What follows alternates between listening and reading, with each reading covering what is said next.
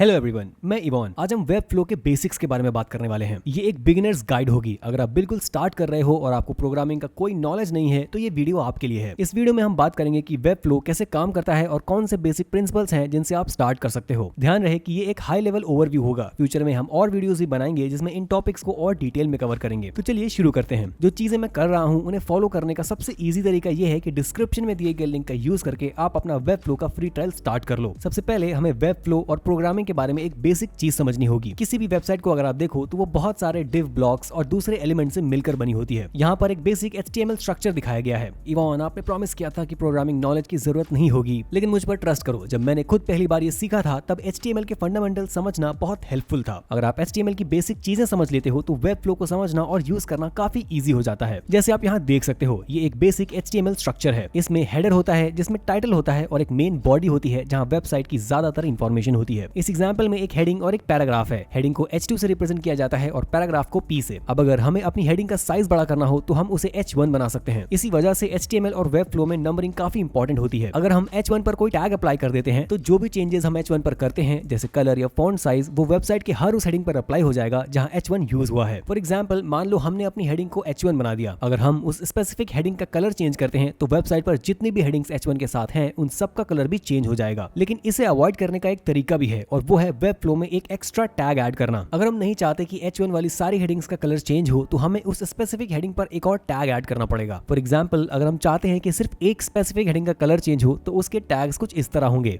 H1 और एक और टैग जैसे ब्लू। ये दिखाता है कि उस एलिमेंट पर दो टैग्स अप्लाई हैं। इस केस में सिर्फ वही स्पेसिफिक हेडिंग ब्लू कलर में चेंज होगी, जबकि बाकी सारी हेडिंग्स जो सिर्फ H1 यूज कर रही हैं उनका कलर सेम ही रहेगा। मुझे पता है ये थोड़ा कंफ्यूजिंग लग सकता है, लेकिन जब आप एक साथ बहुत सारे एलिमेंट्स या वेरिएबल्स चेंज करते हो तब ये सिस्टम काफी यूजफुल हो जाता है। फॉर एग्जांपल, अगर हम चाहते हैं कि सारी हेडिंग्स को एक साथ एडिट करके उन्हें H3 बना दिया जाए तो हम ये काम इजीली कर सकते हैं बिना उन हेडिंग्स को अफेक्ट किए जिनके साथ H2 या H1 लगा हुआ है। इससे प्रोसेस काफी एफिशिएंट हो जाता है क्योंकि हमें हर हेडिंग को अलग अलग एडिट नहीं करना पड़ता। अब एक और कॉन्सेप्ट है जो हमें समझना जरूरी है और वो है डिव ब्लॉक्स का आइडिया। सिंपल वर्ड्स में डिव ब्लॉक्स एक इमेजिनरी बॉक्स होते हैं जिनसे वेबसाइट्स बनी होती है। जैसे इस डायग्राम में दिख रहा है, डिव एक बॉक्स होता है जो मेन बॉडी के अंदर होता है जिसमें हम अलग अलग एलिमेंट्स रख सकते हैं। इनमें इमेजेस, पैराग्राफ्स या फिर H1 और H2 हेडिंग्स जैसे एलिमेंट्स भी हो सकते हैं जिनके बारे में अभी हमने बात की। अब समझते हैं कि ये ऑर्गेनाइजेशन क्यों इंपॉर्टेंट है। अगर हम उस डिव को मूव करते हैं तो उसके अंदर जो भी कंटेंट है वो सब साथ में मूव हो जाता है क्योंकि डिव उस कंटेंट को रैप करके रखता है। एक और इंटरेस्टिंग बात ये है कि एक डिव के अंदर और डिव्स भी हो सकते हैं। अब जब ये कॉन्सेप्ट समझ आ गया है तो चलिए देखते हैं कि ये वेब फ्लो में कैसे अप्लाई होता है। बस अपनी ईमेल एंटर करो और कंटिन्यू पर क्लिक करो, फिर कोई भी पासवर्ड सेट करो और क्रिएट अकाउंट पर क्लिक करो। उसके बाद अपना नाम एंटर करो। मेरा नाम यहाँ टेस्ट होगा। फिर अपनी कंपनी और उस पर्पस के बारे में इंफॉर्मेशन दो जिसके लिए आप वेबसाइट बना रहे हो। उसके बाद आप अपनी पहली वेबसाइट बनाना स्टार्ट कर सकते हो। अगर आप ट्यूटोरियल स्किप करना चाहते हो तो एग्जिट पर क्लिक करके ट्यूटोरियल से बाहर आ सकते हो। लेकिन अगर मैं आपकी जगह होता तो मैं टेम्पलेट से स्टार्ट करता। बिगिनर्स के लिए टेम्पलेट्स काफी अच्छे होते हैं और यहाँ आपको कुछ टेम्पलेट्स के एग्जांपल्स मिलते हैं। इनमें फ्री और पेड दोनों वर्जन्स अवेलेबल होते हैं। अगर आप थोड़ा कॉन्फिडेंट फील करते हो तो आप स्क्रैच से भी स्टार्ट कर सकते हो जब आप प्लेटफॉर्म के साथ कंफर्टेबल हो जाओ। लेकिन इस ट्यूटोरियल के लिए हम टेम्पलेट ही यूज करेंगे। मेरा पर्सनल फेवरेट टेम्पलेट वेलोसिटी है जिसे मैंने काफी वेबसाइट्स में यूज किया है। तो चलिए इसे क्रिएट करते हैं। अब वेब फ्लो हमारी वेबसाइट क्रिएट कर रहा है। अब चलिए देखते हैं कि यहाँ कौन कौन से एलिमेंट्स हैं। जैसे आप देख सकते हो, लेफ्ट साइड के मेन्यू में वेबसाइट के सारे एलिमेंट्स लिस्टेड हैं। सबसे ऊपर नेविगेशन बार है। इसके अंदर मल्टीपल एलिमेंट्स होते हैं जैसे ब्रांड लिंक, नेविगेशन मेन्यू और बटन। अगर हमें नेविगेशन बार में कोई नया एलिमेंट ऐड करना हो तो ये काफी सिंपल है।